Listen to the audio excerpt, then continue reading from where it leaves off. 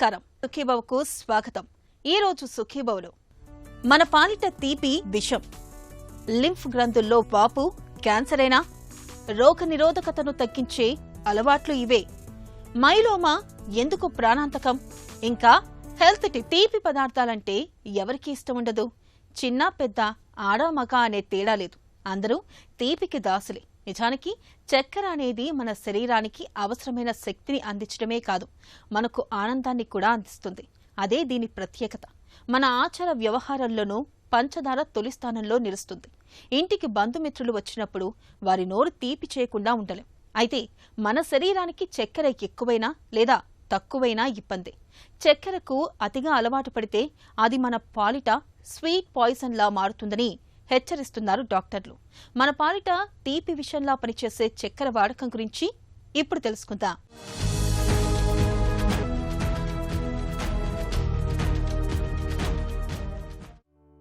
తియ్యగా నోట్లో వేసుకుంటే ఇట్టే కరిగిపోయే పంచదారంటే చిన్న పెద్ద అందరికీ ఇష్టమే. చెంచాల కొద్దీ చక్కెర కలిపి తయారు చేసిన పిండి వంటలు, స్వీట్లు, బేకరీ ఐటమ్స్ అంటే మనకెంతో ఇష్టం. ఇక మన ఆచారాల్లోనూ పంచదార తొలి స్థానంలో నిలుస్తుంది. ఇప్పుడంటే మిఠాయిలు ఇస్తున్నాం గాని ఒకప్పుడు ముందుగా గుప్పెడు పంచదార నోట్లో పోసేవారు. స్వాగతం పలికినా, శుభాకాంక్షలు తెలిపినా, ఆశీర్వదించినా అన్నీ తీపితోనే. పిల్లాడు పరీక్షలకు వెళుతున్నా, అమ్మాయి ఇంటర్వ్యూకు బయలుదేరుతున్నా తల్లులంతా చేసే మొదటి పని నోరు తీపి చేయటమే.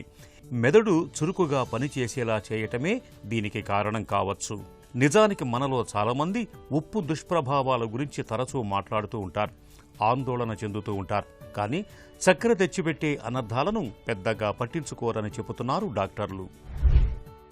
మీరు డయాబెటిక్ పేషెంట్సా లేకపోతే హైపర్ టెన్షన్తో బాధపడుతున్నారా? వీటన్నిటికీ మూలం ఎక్కడుందో తెలుసా? మనం రెగ్యులర్గా తీసుకుంటున్న షుగర్స్. మీరు చాలామంది కన్ఫ్యూజ్ అవుతూ ఉంటారు, నేను ఎక్కడ షుగర్ తీసుకుంటున్నాను, కాఫీలో కలుపుకోవట్లేదు, టీలో కలుపుకోవట్లేదు, మరి నేను షుగర్ ఎక్కడ తీసుకుంటున్నాను అని. సో మనం మార్నింగ్ లేచినప్పటి నుంచి ఈవినింగ్ మన డిన్నర్ ముగిచ్చే వరకు మనం తీసుకుంటుంది ప్యూర్లీ షుగర్. ఈ ప్యూర్లీ షుగర్ అని ఎందుకు అంటున్నానంటే, మన స్టార్చీ ఐటమ్స్ అన్నీ లేదా ఈ ఫ్రూట్ జ్యూసెస్లో ఉన్నవన్నీ ఆల్మోస్ట్ కంప్లీట్గా షుగర్తో సమానం. మనం తినే ఆహారాన్ని బేరీజ్ వేసుకుంటే మార్నింగ్ లేచినప్పటి నుంచి మనం ఇడ్లీలు కానీ, దోశలు కానీ, ఉప్మాలు కానీ, చపాతీలు కానీ లేదా పూరీలు కానీ, అంటే ఏదో మైదా పిండి ద్వారా కానీ లేదా గోధుమ పిండి ద్వారా కానీ లేదా రైస్ ఆధారితమైన ఆహారాలే ఎక్కువగా తీసుకుంటుంటాం. ఈ రైస్ ఆధారిత ఆహారాలు కూడా ఎక్కువగా మనం ఏంటంటే పాలిష్డ్ రైస్, వైట్ రైస్ లాంటివే ఎక్కువ కన్జ్యూమ్ చేస్తుంటాం. అలాగే లంచ్లో చూసుకోండి, మనకు రైస్ అన్నది ప్రధానమైన ఆహారం. అలాగే డిన్నర్లో కొంతమంది చపాతీగా కన్వర్ట్ చేసుకున్న చపాతీ లేదా రైస్ అన్నది ప్రధానమైన ఆహారం. ఈ గోధుమ పిండి కానీ లేదా మైదా పిండి కానీ లేదా రైస్ కానీ రవ్వలు కానీ ఇవన్నీ బేసికలీ స్టార్చ్ ఐటమ్స్. ఇవి సింపుల్ కార్బోహైడ్రేట్స్. ఇక్కడ మనము ఈ రైస్ అన్నది పొట్టును ఒలిచేయటం వల్ల పూర్తిగా స్టార్చ్ కంటే షుగర్ కంటెంట్ ఉన్న ఫుడ్ లాగా మాత్రమే తయారవుతున్నాయి. సో ఒక స్పూన్ షుగర్ తీసుకున్నా, ఒక స్పూన్ రైస్ తీసుకున్నా ఆల్మోస్ట్ ఈక్వల్గానే ఉంటున్నాం మనం. కాబట్టి మన స్టార్చ్ కన్జంప్షన్ కానీ లేదా ఈ పిండి పదార్థాల కన్జంప్షన్ కానీ ఆల్మోస్ట్ షుగర్తో సమానం. మన శరీరం కొద్ది మోతాదులోనే చక్కెరను అనుమతిస్తుంది.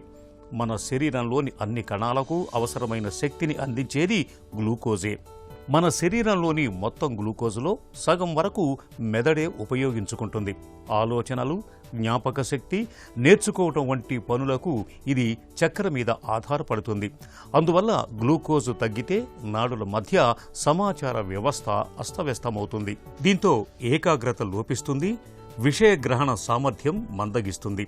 డోపమిన్ హార్మోన్ తగ్గటం అనేది పార్కిన్సన్స్ జబ్బుకు దారితీస్తుంది.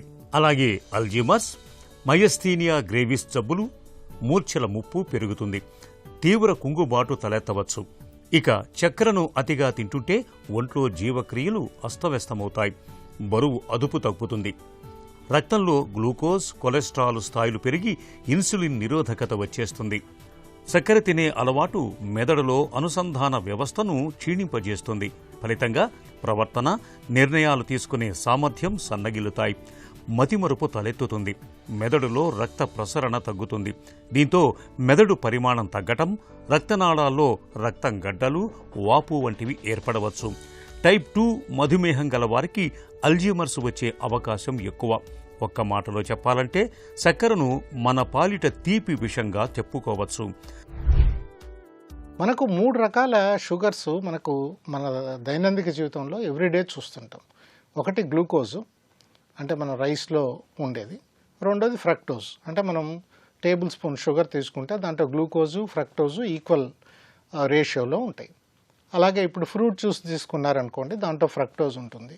ఫ్రూట్ తిన్నారనుకోండి, దాంట్లో కూడా ఫ్రక్టోజ్ ఉంటుంది. నెక్స్ట్ వచ్చి ఆల్కహాల్. ఈ 3 అన్నవి మనకు కార్బోహైడ్రేట్స్ కింద మనం కన్సిడర్ చేస్తాం.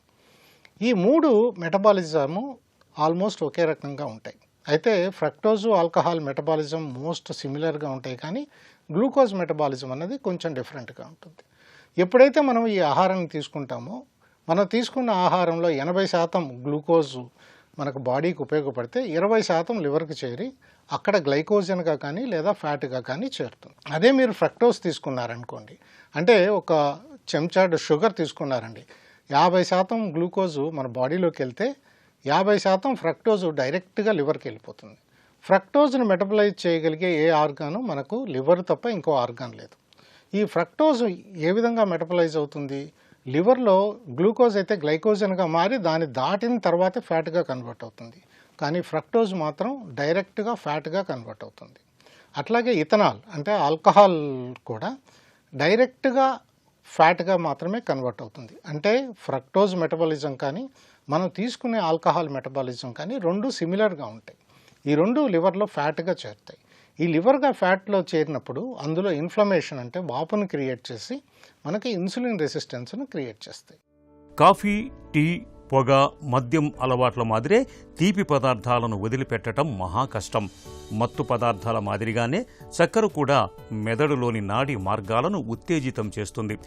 చక్కెరను తిన్నప్పుడు మత్తు గ్రాహకాలు ప్రేరేపితమవుతాయి. ఇవి హాయి భావనను కలిగించే డోపమిన్ హార్మోన్ను విడుదల చేస్తాయి. ఈ హార్మోన్ మోతాదు తగ్గగానే మళ్లీ తీపిని తినేలా పురిగొల్పుతాయి. దీంతో మరింత ఎక్కువగా తినాలనే కోరిక కలుగుతుంది. ఇది వదల్లేని స్థితికి చేరొచ్చు.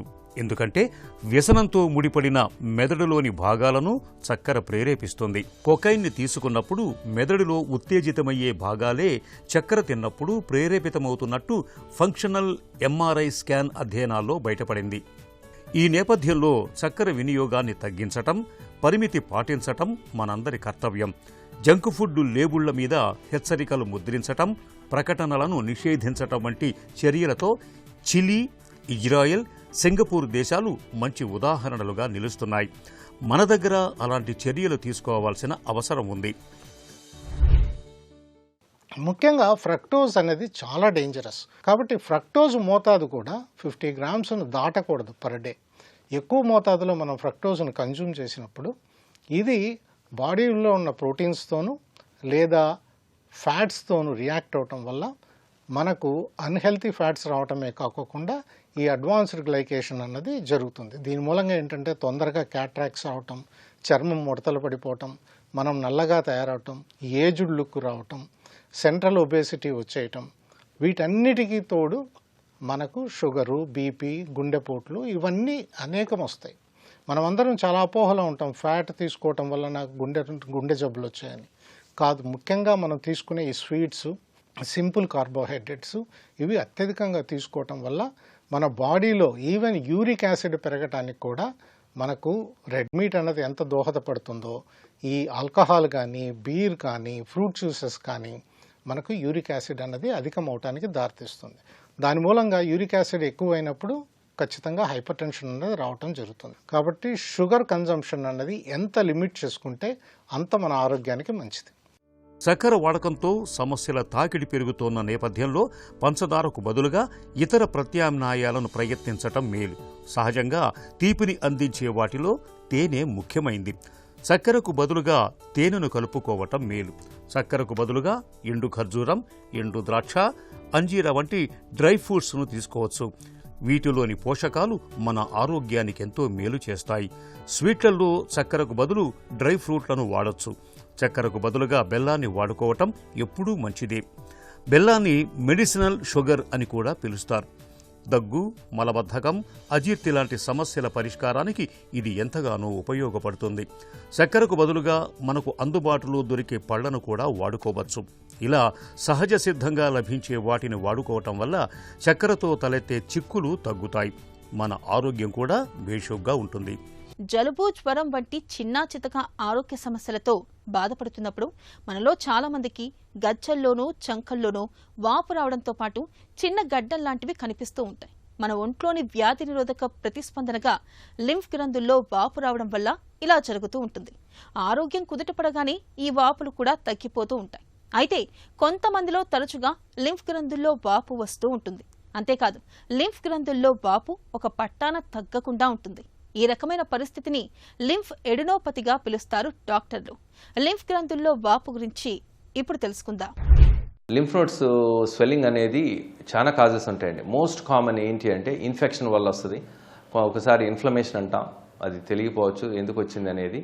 కొంతమందిలో క్యాన్సర్ వల్ల కూడా రావచ్చు, ట్యూబర్క్లోసిస్, సార్కోయిడోసిస్, రకరకాల కండిషన్స్ ఉన్నాయి. అందుకనే but most common is infection. ఆ ఇన్ఫెక్షన్స్ అనేది బ్యాక్టీరియల్ ఇన్ఫెక్షన్ అవ్వచ్చు, వైరల్ ఇన్ఫెక్షన్స్ అవ్వచ్చు, ఈ ఫంగల్ ఇన్ఫెక్షన్స్ అంటే it can be any infection అనమాట. అందులో చాలా రకాలు ఉంటాయి ఇన్ఫెక్షన్స్ అనేది. సో మోస్ట్ కామన్గా ఇన్ఫెక్షన్ రూల్ అవుట్ చేస్తాం అనమాట. ఎప్పుడైనా లింఫ్ నోడ్ స్వెల్లింగ్ వస్తే ఫస్ట్ బ్యాక్టీరియల్ యాంటీబ్యాక్టీరియల్ డ్రగ్స్ వాడి తగ్గుతున్నాయి లేదో చూస్తాం. అప్పటికి తగ్గకపోతే సూది పరీక్ష చేసి చూస్తాం. 2 వారాల మించి తగ్గలేదనుకోండి, ఒక 1 మంత్ అయిందనుకోండి, అప్పుడు డెఫినెట్గా ఇంకా వేరే కారణాలతో ఏమైనా ఉందా అని చెప్పి ఆ లింఫ్ నోడ్ని తీసి ముఖ పరీక్ష చేసి చూస్తాం అనమాట. సో మనకి లింఫ్ నోడ్స్ కనుక ఎన్లార్జ్ అయినాయి అనుకోండి, అది ఎందుకు ఎన్లార్జ్ అయినాయి అనేది మనం ముందు తెలుసుకోవాలి. అది ఇన్ఫెక్షన్ వల్లని, మనం కామన్ ఇన్ఫెక్షన్స్ అయితే అది మనం రూల్ అవుట్ చేసుకున్న తర్వాత అప్పుడు ఇంకా క్యాన్సర్ అయితే మాత్రం ఆ లింఫ్ నోడ్ని మనం తీసి అది ముఖ పరీక్ష చేసి ముఖ పరీక్షలో ఎలా ఉందో తెలుసుకుంటారు. అలానే తర్వాత అది ఇమ్యూనోహిస్టోకెమిస్ట్రీ అటువంటి పరీక్షలు చేసి అందులో ఏ టైప్ ఆఫ్ క్యాన్సర్ అనేది తెలుసుకుంటే కూడా ట్రీట్మెంట్ అనేది ఈజీగా అవుద్దన్నమాట. రోగ నిరోధక శక్తి బాగున్నంత వరకే మనకు ఆరోగ్యం. వ్యాధి నిరోధకత సన్నగిలితే మన ఒంట్లో జబ్బుల తాకిడి పెరుగుతుంది. ఇప్పటికే ఉన్న కొన్ని రకాల ఆరోగ్య సమస్యలు, ఉదాహరణకు షుగర్, హై బీపీ, గుండె జబ్బులు వంటివి రోగ నిరోధకతను మరింతగా సన్నగిల్లేలా చేస్తూ ఉంటాయి. పొగ, మద్యం వంటి అలవాట్లు కూడా ఇమ్యూనిటీని దెబ్బతీసేవి. ఇమ్యూనిటీని దెబ్బతీసే అలవాట్ల గురించి, రోగనిరోధక శక్తిని పెంచుకోవడం గురించి ఇప్పుడు తెలుసుకుందాం.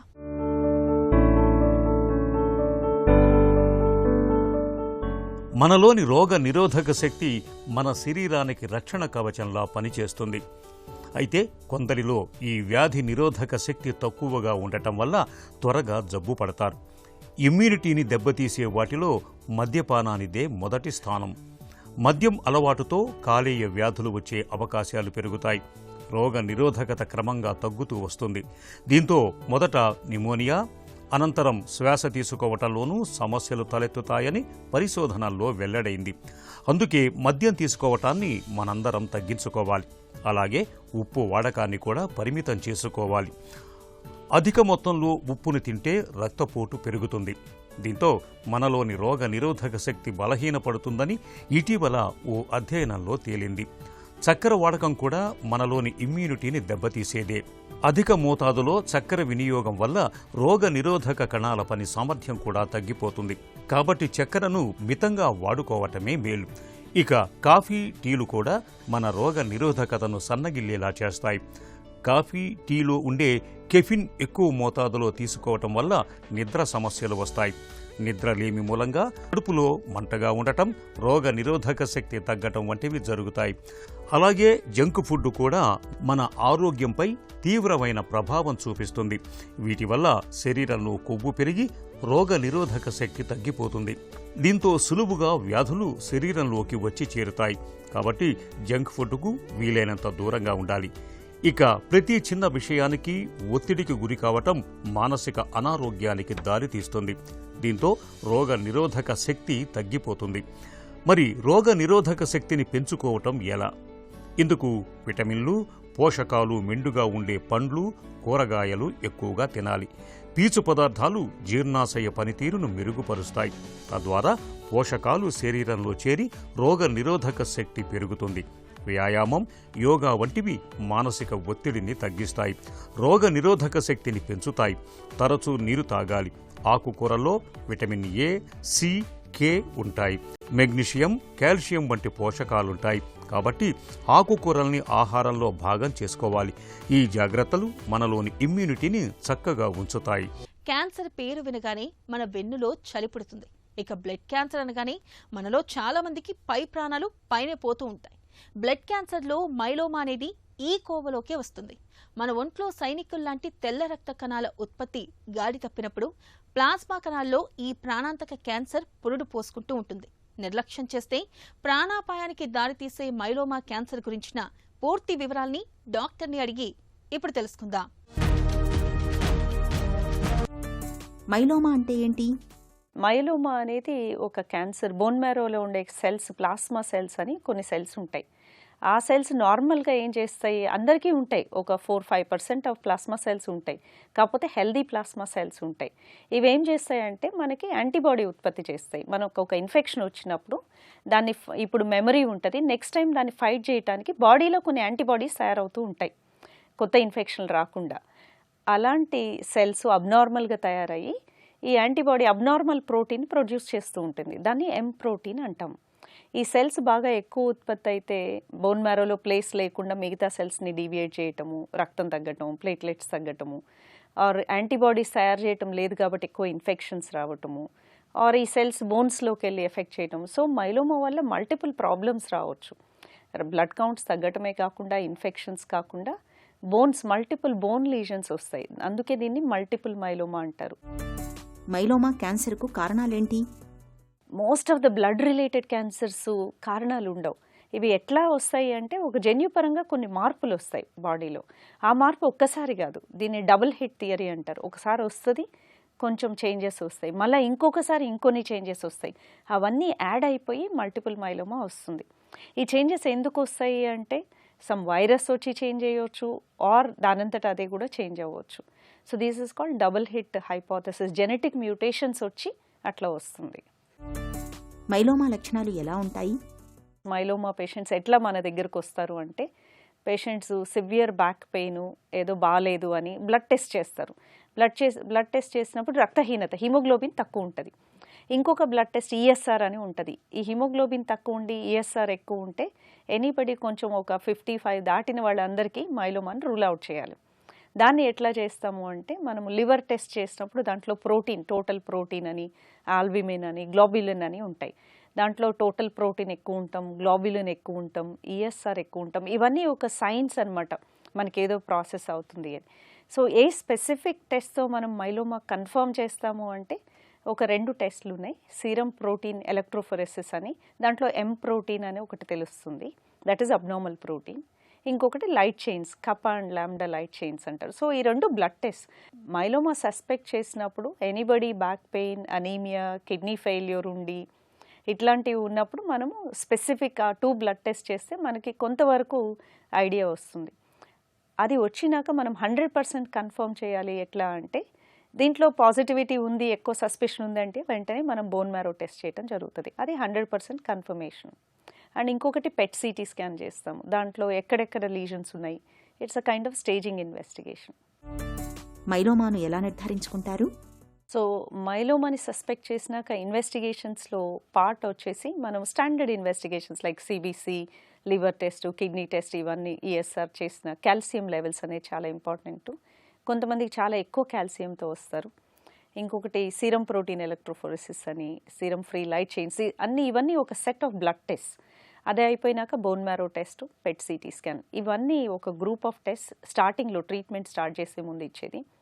ఒకసారి ట్రీట్మెంట్ స్టార్ట్ చేసినాక మనం ఎవ్రీ వీక్ కీమో ఇస్తుంటాం కదా, మనకి ఎట్లా తెలుస్తుంది ట్రీట్మెంట్ పనిచేస్తుందా లేదా అంటే, విదిన్ 2 వీక్సే మనకి కిడ్నీ ప్రాబ్లం ఉంటే ఇంప్రూవ్ అవ్వటము, లేదు ఈ ప్రోటీన్స్ ఉంటే అవి తక్కువ అవ్వటము, ఈఎస్ఆర్ తక్కువ అవ్వటము, రక్తహీనత ఉన్న వాళ్ళకి రక్తం పెరగటము, ఇవన్నీ ఫస్ట్ 1 మంత్లోనే మనకు తెలిసిపోతూ ఉంటుంది. ఎవ్రీ మంత్ మనం బ్లడ్ టెస్ట్లు రిపీట్ చేసి చూస్తాం. మనకి ప్రోటీన్, ఎం ప్రోటీన్ అనేది ఒక 2 grams ఉందనుకోండి, ఆర్ 5 grams ఉంది, నెక్స్ట్ 1 మంత్ తర్వాత ఎంత ఉంది, అది 50% తగ్గిందా, 60% తగ్గిందా, అది మనకి మైలోమా రెస్పాన్స్ క్రైటీరియా కింద ఉంటుంది. చాలాసార్లు కీమోథెరపీలు ఇచ్చినప్పుడు ఫస్ట్ 2 సైకిల్స్లోనే పేషెంట్స్కి 85 to 90% రెస్పాన్స్ వస్తుంది.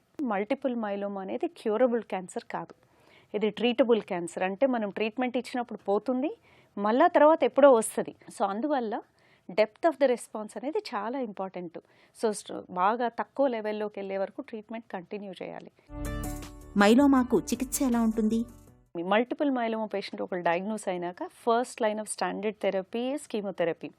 అదే ఈ మైలోమా కొన్నిసార్లు బోన్ మ్యారోలో లేకుండా ఒక్కచోట ఒక బోన్లో ఉంటుంది, దాన్ని ప్లాస్మాసైటోమా అంటారు.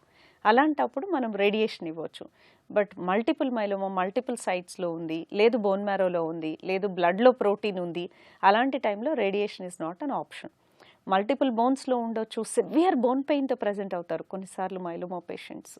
అలాంటప్పుడు స్టీరాయిడ్ స్టార్ట్ చేయగానే ఫస్ట్ 48 అవర్స్లో పెయిన్ తగ్గిపోతుంది. తగ్గనప్పుడు అప్పుడే రేడియేషన్కి ట్రీట్మెంట్కి ఆప్షన్కి వెళ్ళాలి. ఇంకొకటి మనం standard chemotherapies all the multiple myeloma పేషెంట్స్కి ఒక 3 డ్రగ్ రెజీమ్ అని కానీ 4 డ్రగ్ రెజీమ్, అది స్టాండర్డ్ ప్రాక్టీస్. ఇప్పుడు విఆర్డి అనే ఒక కీమోథెరపీ ఉంది, దానికి బోటాజిమిబ్ అనే ఇంజెక్షను, లెనలిడమైడ్ అనే టాబ్లెట్స్, కొన్ని స్టీరాయిడ్ టాబ్లెట్స్ వీక్లీ ఇస్తాం. ఇది స్టాండర్డ్.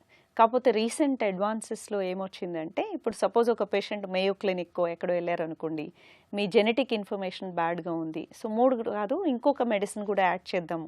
స్టార్టింగ్లో 4 డ్రగ్ థెరపీ అంటారు, దానికి యాంటీబాడీ థెరపీ డారాటుముమాబ్ అనేది, ఈ 4 అదర్ 3 మెడిసిన్స్ కూడా యాడ్ చేస్తాం. ఎక్కువ మెడిసిన్స్ ఇవ్వటం వల్ల ఏమవుతుంది, చాలా తొందరగా డిసీజ్ తగ్గుతుంది, డెప్త్లో తగ్గుతుంది. దానివల్ల మళ్ళీ డిసీజ్ రాకుండా ఉంటాన్ని అవాయిడ్ చేయొచ్చు. సో 4 months ఇచ్చినాక మనము బోన్ మ్యారో ట్రాన్స్ప్లాంట్ చేస్తాం.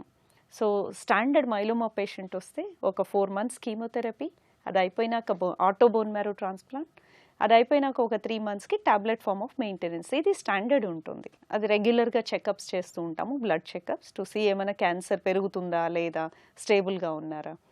ఇంకొక మోస్ట్ ఇంపార్టెంట్ థింగ్ మైలోమా పేషెంట్స్లో ఇన్ఫెక్షన్స్ రాకుండా చూసుకోవటం, ఇంకొకటి షుగర్ పెరగకుండా, షుగర్ ఉంటే దాన్ని టైట్గా కంట్రోల్ చేసుకోవటం.